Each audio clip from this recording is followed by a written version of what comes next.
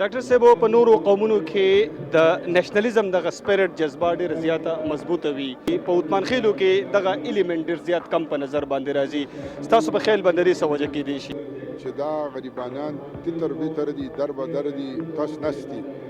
ډاکټر صاحب تاسو یو لانګ سټرګل وکړو، ستړی سټرګل دی، جدوجهد دی، کله چېرته داسې موقع راغلې ده چې مایوسه شوي یې؟ الرحمن الرحیم.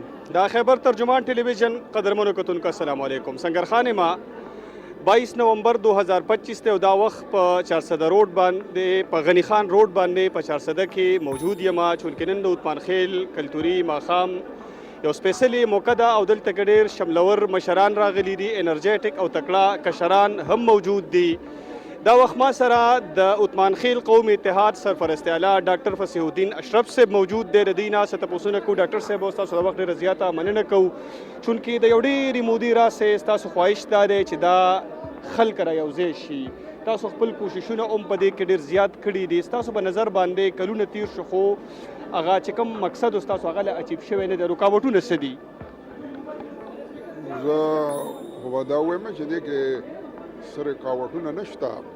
دا خو یو عمل دی، د یو تحریک، د یو شناخت، چونکې دا ډېره غټه قبیله ده او د تعلیم هم پکې کم دی، علاقې هم داسې دي چې د ستونزو سره مخ دي او د آمد و رفت دغه ډېر کم دي. بل د میډیا دور دی، خو چونکې دی کې د دوی په دې علاقو کې هغه رنګ سوشل میډیا هم نشته او د کتاب دغه هم لږ کم دی. نو موږ ته او د وخت هم د بعضې کسانو سره د وخت هم کمی، د وسایلو هم کمی، نو نور داسې څه غټ تکلیف نشته. خو دا خو په قومونو کې او په تاریخ کې او په تحریک کې په دې خو ډېره موده لګي. دا خو لکه اوس ایله 20 کاله 15 کاله دونه ټایم وشو، نو یو قومي تاریخ دپاره 10 15 یا 20 کاله خو څه عمر نه دی. ډاکټر صاحب په نورو قومونو کې د نېشنلزم دغه سپیرټ جذبه ډېره زیاته مضبوطه وي، یو بل سره ودرېږي، هغې نه علاوه نور هم تعاون کوي. په عثمان خېلو کې دغه ایلیمنټ ډېر زیات کم په نظر باندې راځي. ستاسو په خیال باندې څه وجه کېدی شي؟ زه خو دا نشم ویلی چې یاره په عثمان خېلو کې دا جذبه کمه ده. دا په دوی کې هم ښه ډېره ده، د یو بل په ښه دک درد کې شریکي، په خیر ښېګړه کې.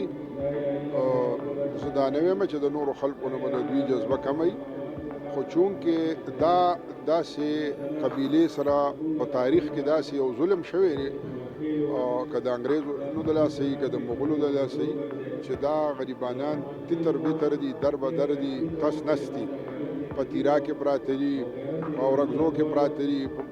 نو د دوی هغه مرکزیت چې دی هغه ډېر زیات نقصاني شوی دی. نو د دې وجې نه د دوی دا کوششونه چې دي دا داسې مجتمع نه دي. او انشاءالله العزیز چې اوس دوی کې په دې نوي دور کې چې د نیټ ورکینګ کمې خبرې دي او نیټ ورکینګ پکې اوس شروع شوی دی، نو انشاءالله له دوی کوششونه به هم تاسو وینئ چې دا به ډېر زر چې کوم دی نو ثمر راوړي، بار به راوړي. ډاکټر صاحب تاسو یو لانګ سټرګل وکړو، ستړی سټرګل دی، جدوجهد دی، کله چېرته داسې موقع راغلې ده چې مایوسه شوي یئ؟ نه، الله دې نه کړي چې زه مایوسه شوی یم. تاسو وګورئ د نن نه 15-20 کاله مخکې چې موږ دې 400 ته راتلو به نو 2-3 کسان به موږ سره وو. نن په دې حال کې اوس ما ته خپل اواز نه ښکاري، دومره زیات خلک او شور دی.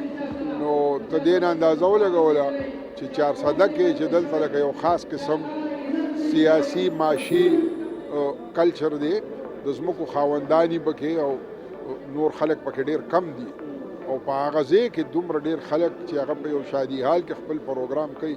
نو دې نه ته اندازه ولګوه چې دا په 10-15 کاله کې هغه تاسو سره د باجوړ مشران هم ناست دي، د اورکزۍ مشران هم ناست دي، د دیر هم ناست دي، د ملکنډ هم ناست دي.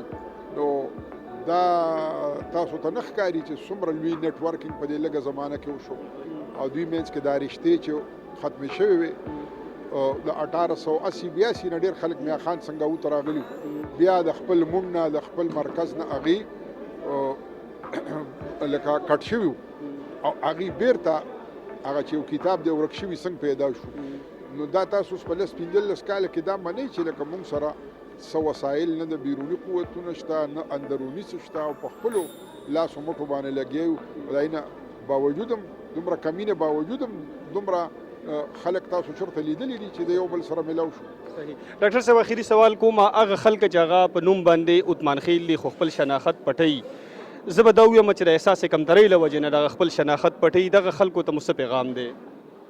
نه الحمدلله اوس خو داسې احساس کمتري نشته. دا خو ما خپل تقریر کې مو ویل، نو دا اصل کې 1937 نه پس الله بخش یوسفي صاحب خپل کتاب کې هم لیکلي چې 1937 نه پس دا قبیله لږ پس منظر ته لاړه، او دا د میسټر بیسټ میجر د مرګ نه په ملکنډ کې پس چې 1935 کې شوی، او د حاجي صاحب تورنګزی د مرګ نه پس چونکې هندوستان کې نوی تاریخ جوړ شو، الیکشنې جوړې شوې او د هندوستان تقسیم ته خبره لاړه او انګریز دې ځای نه پتلو باندې شو، نو دا قبیلې هغه د مړانې کارونه ډېر بند شو، او بیا دوی چونکې سیاسي طور باندې تقسیم شو په نوي سیاسي حالاتو کې چې د 47 تقسیم هند نه پس جوړ شو، هغې کې د عثمان خیلو مشران لږ وروستو پاتې شو، نو د هغې د وجې نه داسې لږ پس منظر ته چې دوی تلي وو،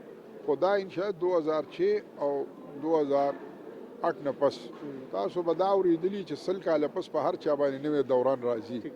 مونږ چې کوم 100 کاله د دغه نه پس روان یو، نو انشاءالله العزیز چې دا یو نوی کار پکې شروع شو. انشاءالله. ډاکټر صاحب ډېره مننه، مصروف وئ، موږ له خپل وخت راکړو، خوشحاله اوسئ. ډېره مننه.